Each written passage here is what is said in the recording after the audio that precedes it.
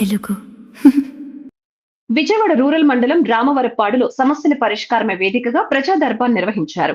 Gannavaram MLA మరియు AP ప్రభుత్వ whip Yarlagadda Venkatrao అధికారులతో కలిసి ప్రజల నుంచి భారీ సంఖ్యలో అర్జీలను స్వీకరించిన ఎమ్మెల్యే పలు సమస్యల్ని అక్కడికక్కడే పరిష్కరించి అధికారులకు కీలక ఆదేశాలు జారీ చేశారు. గ్రామ అభివృద్ధిపై ఎమ్మెల్యే యార్లలోని రామవరపాడులో పేదలకు నాణ్యమైన ఆహారాన్ని అందించేలా అన్న క్యాంటీన్ ను అలాగనే శాంతి భద్రతల పరిరక్షణ కోసం నూతన పోలీస్ స్టేషన్ భవనాన్ని ఏర్పాటు చేయబోతున్నట్లు వెల్లడించారు.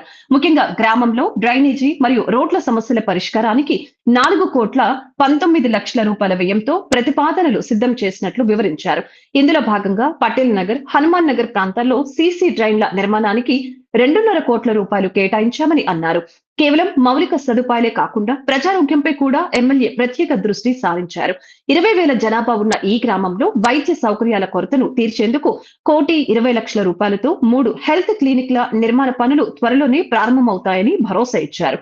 రామవరపాడు పారిశుద్ధ్య సమస్యకు శాశ్వత పరిష్కారం లభించాలంటే విజయవాడ మున్సిపల్ కార్పొరేషన్ లో విలీనం కావాల్సిందేనని, ప్రస్తుతం జనగణన ప్రక్రియ వల్ల ఇది ఆలస్యం అవుతుందని ఆయన స్పష్టం చేశారు. వచ్చే ఏడాది మార్చి తర్వాత ముఖ్యమంత్రితో చర్చించి విలీన ప్రక్రియను పూర్తి చేస్తామని హామీ ఇచ్చారు. అభివృద్ధిలో ప్రజలు కూడా భాగస్వాములు కావాలని పిలుపునిచ్చారు. ఈ 23 మాసాల ఎన్డీఏ ప్రభుత్వ హయాంలో రామవరపాడు గ్రామం నుంచి 2 తరతరికి సబ్స్టేషన్ శాంక్షన్ చేయడం, ఒకదానికి శంకుస్థాపన చేస్తాం. రెండో దానికి స్థలం ఎత్తికే పనులు అధికారులు ఉన్నారు. రాబోయే 2-3 వారాల్లో దానికి కూడా శంకుస్థాపన చేస్తాం. అలాగే జలజీవన్ మిషన్లో 3,60,00,000 రూపాయలతో వాటర్ ట్యాంకులు, పైప్ లైన్ శాంక్షన్ చేసే పనులు జరుగుతున్నాయి. దాదాపు 11 కోట్ల రూపాయలతో రోడ్ల నిర్మాణం కానీ డ్రైన్ నిర్మాణం కానీ జరుగుతుంది. ఆల్రెడీ అయిపోయిన 1,59,00,000 రూపాయలతో కంప్లీట్ చేసాం. 67 లక్షలతో కొన్ని కంప్లీట్ చేసాం. 33,40,000 చిన్న చిన్న సీసీ రోడ్లు కూడా కంప్లీట్ చేసాం. దాదాపు ఈ గ్రామానికి ఈ 23 మాసాల్లో 23 కోట్ల రూపాయలు అన్ని పనులు కలిపితే 23 కోట్ల రూపాయలు, అంటే దాదాపు ప్రతి నెల 1 కోటి రూపాయలు ఇక్కడ కేటాయించాడు ఈ గ్రామానికి. అలాగే పటేల్ నగర్ కానీ, హనుమాన్ నగర్ కానీ ఏదైతే 19 రోడ్లు ఉన్నాయో ఆ 19 రోడ్లలో పటేల్ నగర్లో మొత్తం రోడ్లు శాంక్షన్ చేశారు, సీసీ రోడ్లు. అలాగే దానికి డ్రైనేజ్ కూడా శాంక్షన్ చేశారు. 65 లక్షల రూపాయలు, మొత్తం 5 కోట్ల రూపాయల నిధుల్ని ఈ కట్టల మీద పెట్టారు వచ్చినట్టు. అలాగే గన్నవరం నియోజకవర్గంలో కోనాయి చెరువుకు సంబంధించి మంచినీటి సమస్య గన్నవరం పీడిస్తున్న గత పాలకులు గాలి వదిలేశారు. బ్రహ్మలింగ చెరువు దగ్గర పైప్ లైన్ వేసి దాన్ని వదిలేశారు.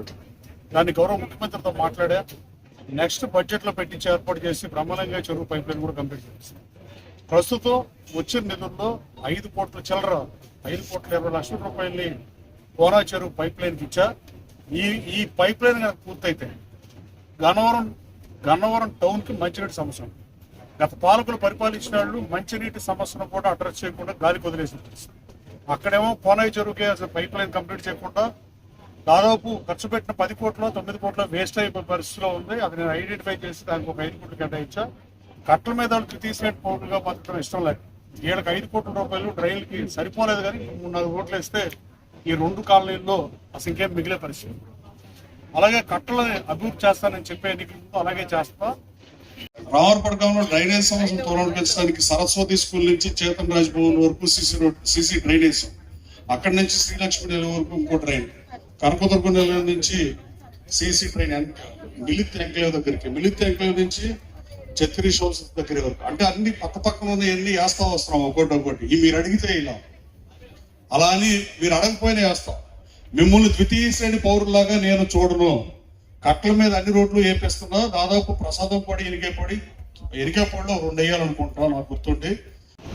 మీరు అంత బాధ్యత రహితంగా పనిచేద్దామంటే తక్షణం ఇక్కడి నుంచి వెళ్ళిపోయి ఇంకో కాన్స్టిట్యూన్సీలో జాబ్ చేయాలి. ఇక్కడ ఉందాం అనుకుంటే మీరు పని చేయండి. మనకు ప్రభుత్వం జీతం ఇచ్చేది, ఆంధ్రప్రదేశ్ గవర్నమెంట్ నుంచి డబ్బులు డ్రా చేసేది శాసనసభ్యుడైనా అధికారులైనా ప్రజా సమస్యల పరిస్థితికే మనం ఉన్నాం తప్ప దానికి ఫిట్నెస్గా ఉంటాకో మీకు కుదిరితే వస్తాకో ఇదేమి ప్రైవేట్ కార్యక్రమం కాదు, ఇది ప్రభుత్వ కార్యక్రమం. ప్రజల సమస్యలను అడ్రస్ చేస్తానికి పెట్టింది. ఈ నియోజకవర్గాన్ని అభివృద్ధి చేయడం ఎజెండాగా పనిచేస్తున్నా. దాతలు కూడా ముందుకు రావాలని కోరుతున్నా. ఇక్కడ వెటర్నరీ హాస్పిటల్లో 10 లక్షలు కేటాయిస్తే 10-12 లక్షలు కేటాయిస్తే వెటర్నరీ హాస్పిటల్ ఏర్పాటు అవుతుంది.